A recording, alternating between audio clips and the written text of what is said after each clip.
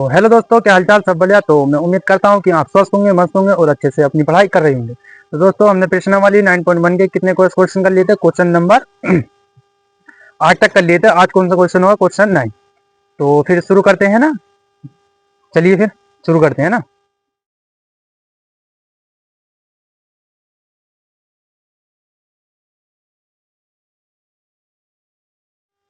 तो मैं उम्मीद करता हूँ कि आपने क्वेश्चन पढ़ लिया होगा जो स्क्रीन पर चला होगा, है ना। तो फिर शुरू करते हैं और मैं भी पढ़ लेता हूँ क्या है क्वेश्चन, है ना। तो मैं पढ़ के बताऊंगा। और क्या है? एक मीनार के पाद बिंदु से एक भवन के शिखर का उन्नयन कोण। क्वेश्चन नंबर कौन सा है? Question number 8। Sorry, question number 9। कौन सा? क्वेश्चन नंबर 9, जो हम एनसीईआरटी से पढ़ रहे हैं ना।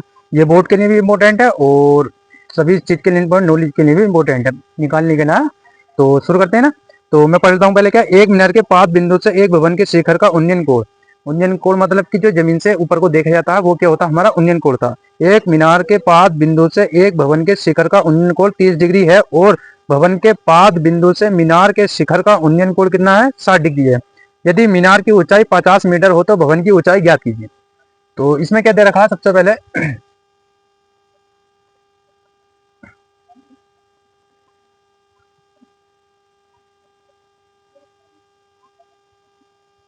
सही है। तो हम पहले सबसे पहले क्या देखते हैं?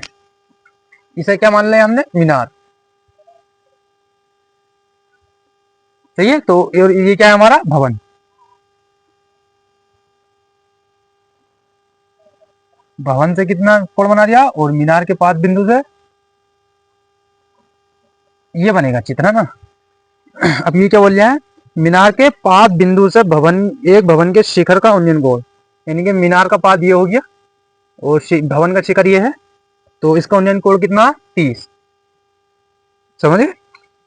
और भवन के पाद बिंदु से मीनार के शिखर का उन्नयन कोण कितना है? 60 डिग्री।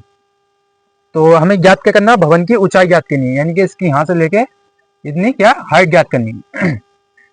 और मीनार की हाइट कितनी दे रखी है? मीनार की हाइट दे रखी है 50 मीटर। 50 मीटर मीनार की हाइट दे रखी है। समझे? तो हमें कहा कि भवन की याद करनी है।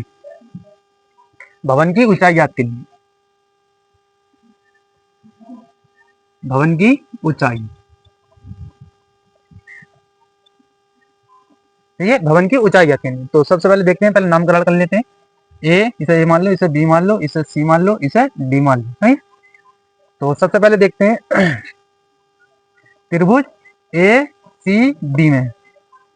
त्रिभुज ए बी सी में, समझे? त्रिभुज ए और बी सी में। तो सबसे पहले टेन इसमें किसका मान लेंगे? ये त्रिभुज ए बी सी में। तो ये टेन 60 आएगा। इसमें कितना का? Ten 60 degree. तो टेन 60 लंब क्या होता है? लंब बटे आधार। तो लंब कितना है इसमें? बी सी और आधार कितना? A B. समझे? तो टेन साठ का मान कितना होता है? √3 बराबर बी सी कितना दे रखा? 50 और ए बी क्या हमें यहाँ से निकालना है। तो जब ए बी निकालेंगे तो यहाँ से कितना आ जाएगा? ए बी बराबर ये √3 नीचे आ जाएगा, 50 बटे में √3 मीटर। ए बी की वैल्यू कितनी आएगी? 50 बटे में √3 मीटर। तो अब हम किसकी निकालनी है? भवन की ऊंचाई ज्ञात करनी है। तो भवन की ऊंचाई ज्ञात करने के लिए क्या करेंगे? त्रिभुज त्रिभुज ए त्रिभुज बी ए डी में ए क्या है? समकोण त्रिभुज है इसमें, है ना। तो कितना कितना लेंगे? टेन 30। टेन 30 क्या होता है? लंब बटे लंब कितना है इसमें? ए डी और आधार कितना? A B. समझे? तो टेन 30 का मान कितना होता है? 1 में √3 बराबर ए बी कितना दे रखा? निकालना है हमें A B, sorry A D. लंब ही तो ए डी हमें निकालना है, जो क्या है? भवन की ऊंचाई है। तो ए बी कितना दे रखा? 50 बटे में √3। 1 बटे में √3 बराबर ए डी बटे में 1 गुणा √3 ऊपर चला जाएगा, नीचे कितना बचेगा? 50। सही है। तो ए डी बराबर कितना हो जाएगा? इसकी गुणा पूरे की हो जाएगी तो कितना होगा? 50 की गुणा 1 से हो जाएगी, कितना हो जाएगा? √3 गुणा √3। तो ए डी बराबर कितना हो जाएगा? 50 बटे में 3, क्योंकि इसकी गुणा इससे करेंगे √3 की गुणा √3 से होती है तो कितना आता है? 3। जब इससे डिवाइड करेंगे कितना आगा, 3 का ना 3, कितना बचा 2 बचा, 3 छंग 18, पॉइंट लगा लिए 0, 3 छंग 18, 3 छंग 18 16.667 मीटर, कितनी आ गई 16.667 मीटर। ये क्या हो गया हमारा आंसर, कितने की भवन की ऊंचाई क्या आ गई। ठीक है, तो यहाँ तक जो क्वेश्चन नंबर 10 करते हैं। ठीक, देखो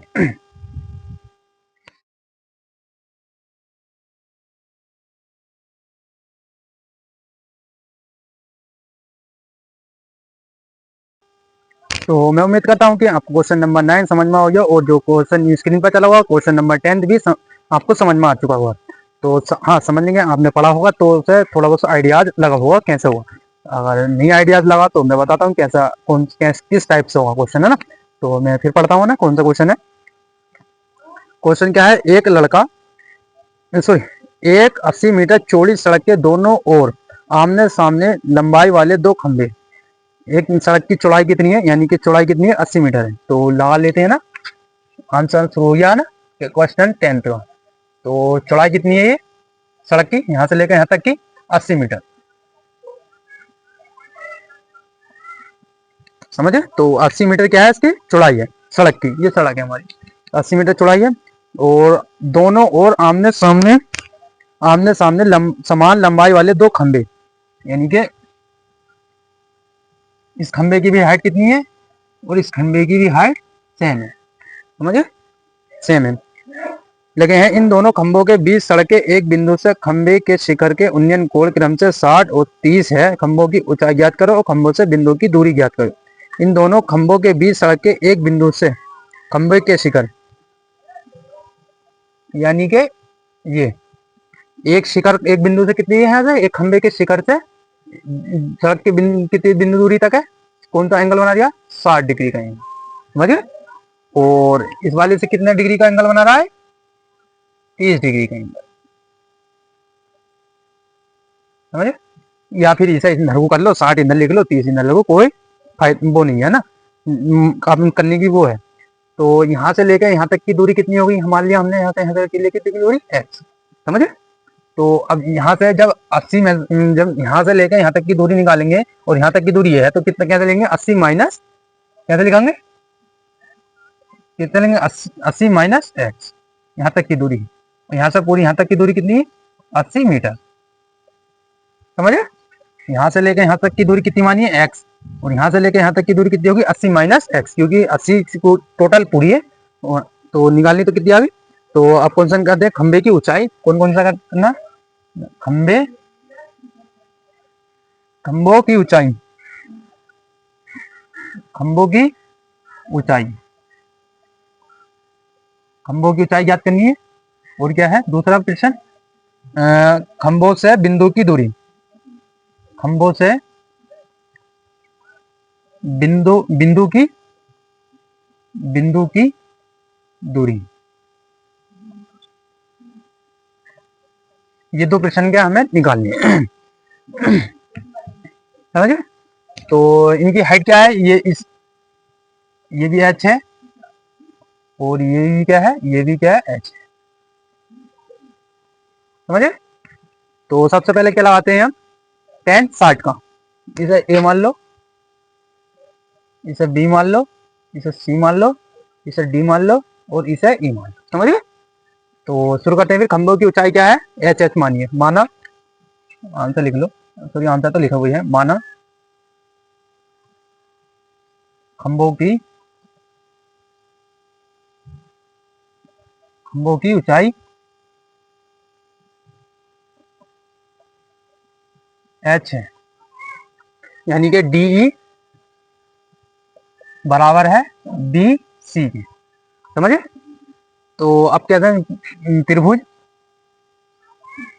ABC में, त्रिभुज ABC में लिखेंगे तो कितना लिखेंगे tan 60 बराबर कितना लंब बटे आधार, लंब कितना है यहाँ पर BC और आधार कितना हो गया AB। तो tan 60 को ऐसे लिखते हैं √T बराबर BC कितना दे रखा h और AB कितना x, तो h बराबर कितना आ जाएगा √3x, समझे। तो समीकरण नंबर क्या हुई है एक, इसे एक मान लो। तो अब क्या करेंगे त्रिभुज ए डी ई में, तो 10 30 का मान रखेंगे यहाँ 10 30 बराबर डिग्री कितना होता, लंब बटे आधार, लंब कितना है यहाँ पर डी ई और आधार कितना हो गया ए डी। तो 10 30 का मान कितना होता है √1/√3 बराबर डी का मान कितना एच और ए डी का मान कितना 80 माइनस एक्स, समझे। तो इस पूरे 80 माइनस एक्स गुणा एक्स होगी तो कितना 80 माइनस एक्स एच √3 गुणा। तो अब यहाँ से हम क्या निकालेंगे, एच का मान यहाँ रख देंगे।